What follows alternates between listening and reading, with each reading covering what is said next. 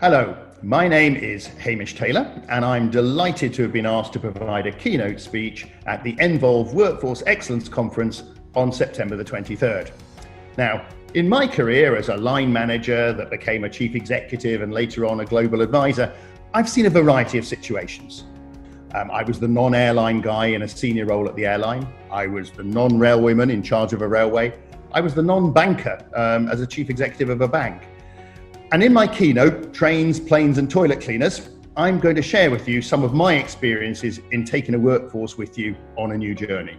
Now, sometimes that was an organization that was already at the top of their game, such as Procter & Gamble, where I started off, or at British Airways. And sometimes it was a business in more trouble, such as Eurostar, where I was chief executive, and later on at Sainsbury's Bank. But you know, the lessons are very similar, no matter what the situation is outside. It's about four things: understanding your workforce, have enough insight about them to be able to influence the behavior change that you want. How you engage with your workforce, defining what you mean by workforce excellence. And then, of course, obvious in my case, how you bring thinking about excellence in from other industries. Did I always get it right? Absolutely not. But I'm happy to share both my successes and my failures with you. So, September the 23rd, Nvolve Workforce Excellence Conference. I hope you can join us.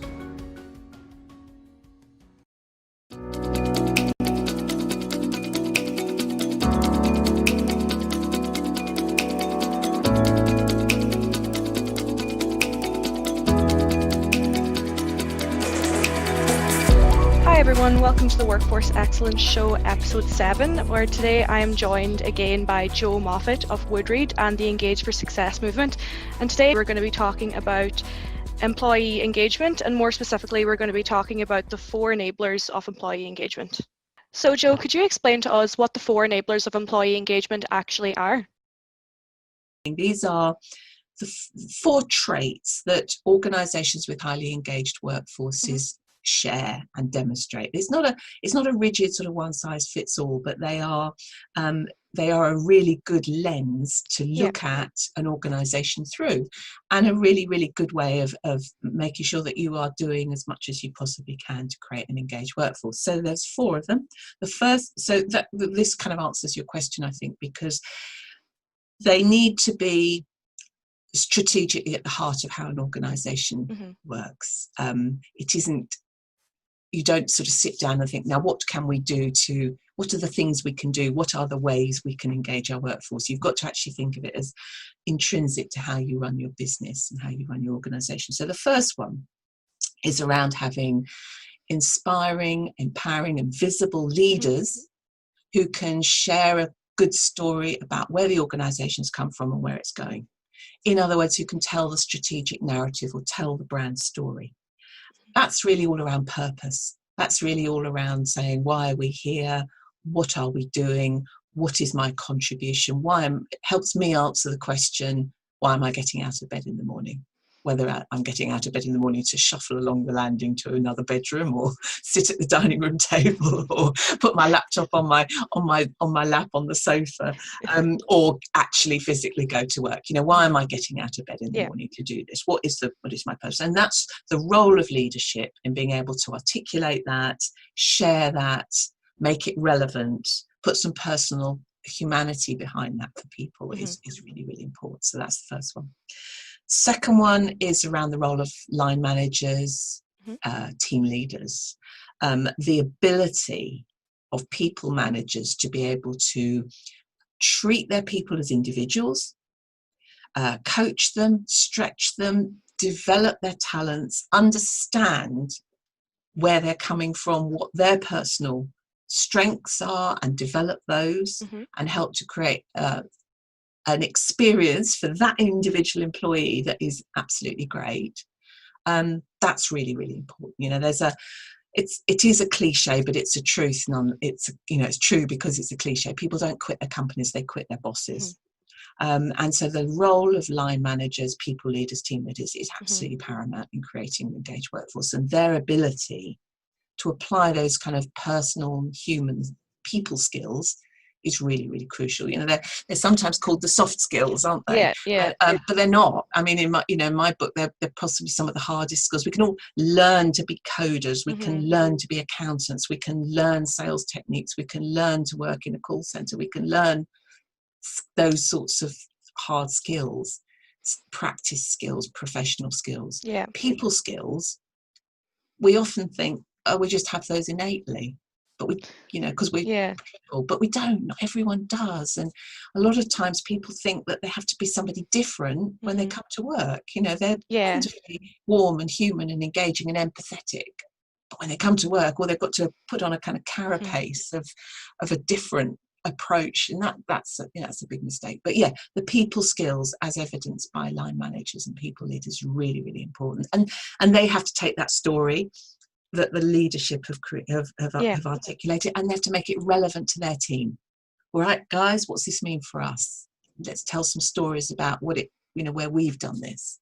So second one, line managers. Third one is employee voice, which we've already touched on. So there's absolute recognition that the answers to your challenges rest with your people, and that very often the people working in the front line of your business have got all kinds of creative ideas to make things hum and work better, or have very much got their finger on the pulse of where things are going wrong, but nobody's actually ever asked them.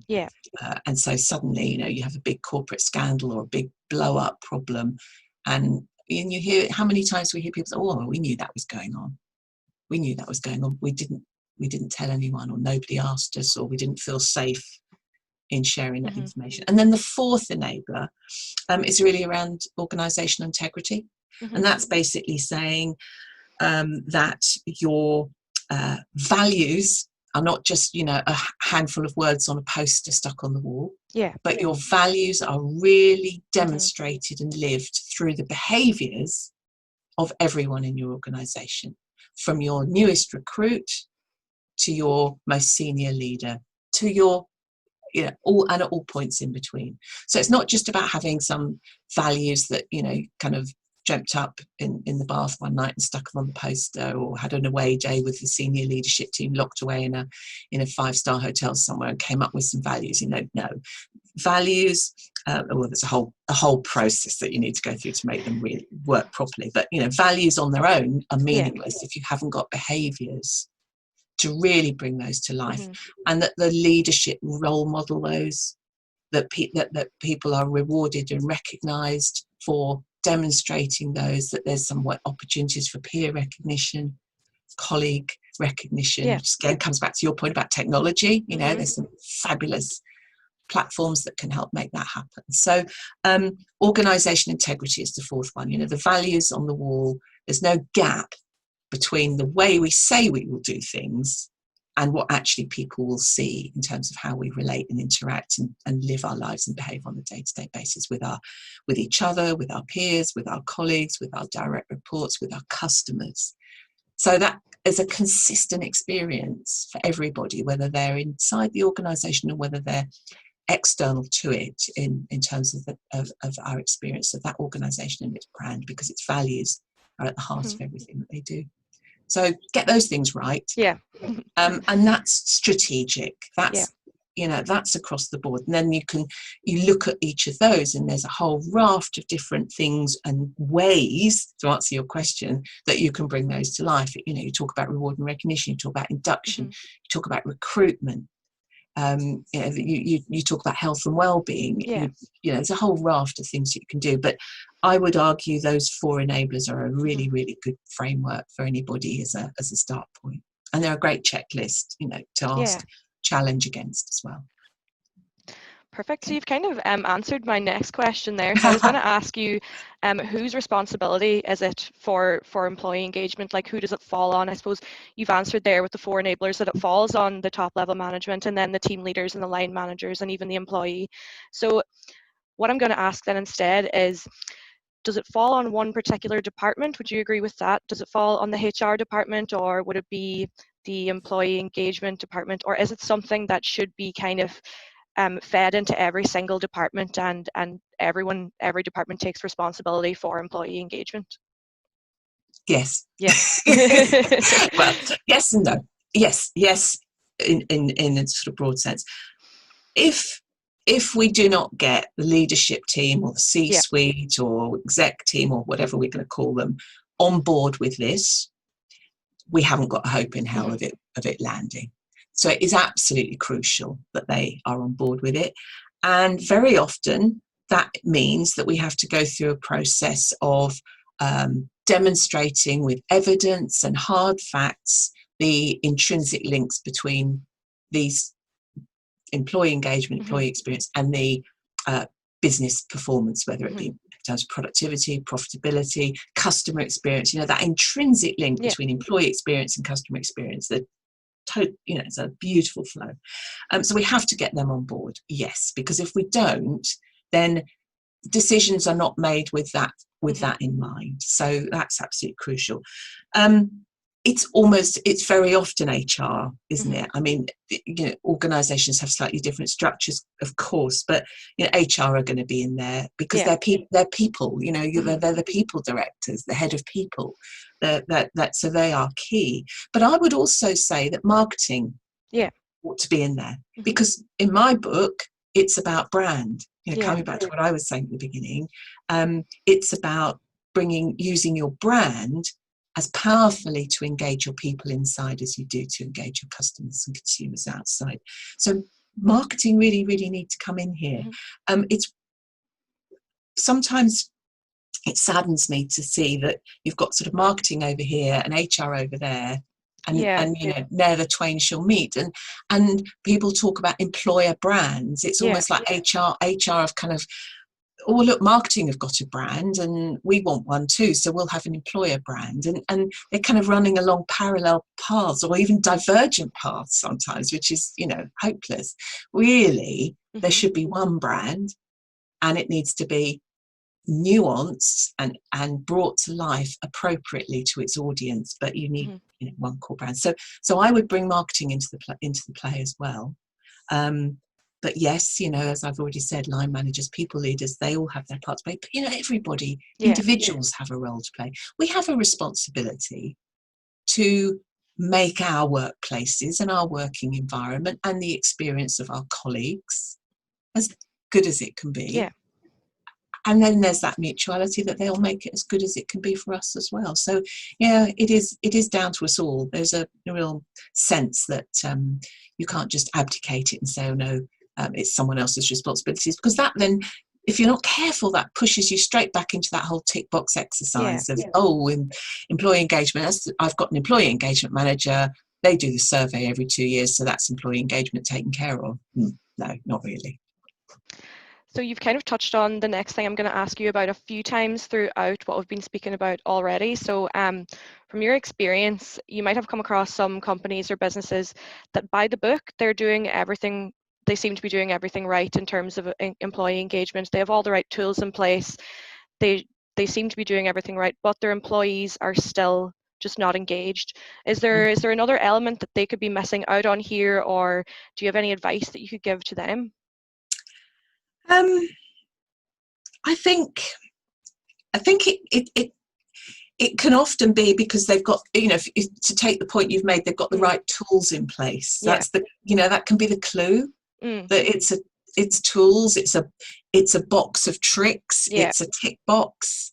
And if the mindset is such that that's how employee engagement is approached as a sort of an initiative like health and well-being or corporate sustainability, CSR, there's a risk that that's exactly what it is. It becomes a box of tools and you may be applying the wrong one. Well, actually what you need to be thinking about is you need to be thinking about things much more strategically. So this needs to be really underpinning the whole approach to how you run your business. And usually I suspect of course, you come across organisations where things aren't quite as they should be, and there's usually something wrong. Is there some toxic management practices going on which are not visible? Is there lack of trust? That's a key thing. If people don't, if trust is not there in either direction, if leadership don't trust their people, and if their people don't trust their leadership, things are gonna things are going to crumble. And that comes back to that fourth enabler, which is around integrity. I'm going to trust somebody who does what they say they're going to do. I'm going to trust somebody who actually acts in the way that they claim matters to them. So I don't know. It's difficult to answer that without talking specifics. But I think these sometimes can be what you discover, a lack of trust or pockets of poor behaviours or whatever going on. So, but fundamentally, approaching it as a series of tactics is never going to get you the same results as approaching this in a more strategic, joined up way, and recognising that all of this is about delivering your business's strategic objectives. It's not something you do over here along the way. They are intrinsic to that. So your corporate purpose and what you're there for. Jo, that's everything I have to ask you here today. Is there anything else you'd like to add? I think the only thing I would say is we are in I hate the word unprecedented, it's been wildly overused, but we are in unprecedented times at the moment. And I think that what this has really done is it has really brought out in so many people, individuals, as well as leadership teams, a sense that actually people really do matter. We've seen some fabulous communication going on. We've seen people putting humanity at the heart. We've seen people treating people as individuals, putting health and their well-being of their people absolutely to the fore. That's been fabulous. As we've already said, there's a risk that we might backpedal on that, but let's not let it. We've demonstrated an agility and an ability to focus and put our people at the heart.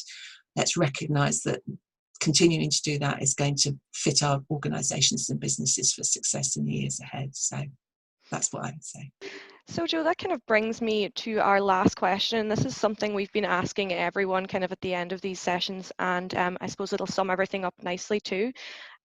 It's what's in it for the employee, for around employee engagement and everything. And I know it all kind of is based on creating or engaging your employees and everything, but what would you say is in it for the employee? What's in it for the employee?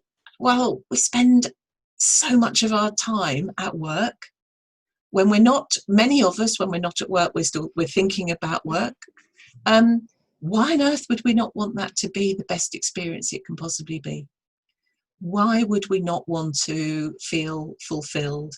Why would we not want to think that we are growing and getting the best out of the hours that we spend in the workplace, wherever that workplace may be at the moment? So we are all consumers out there in the world.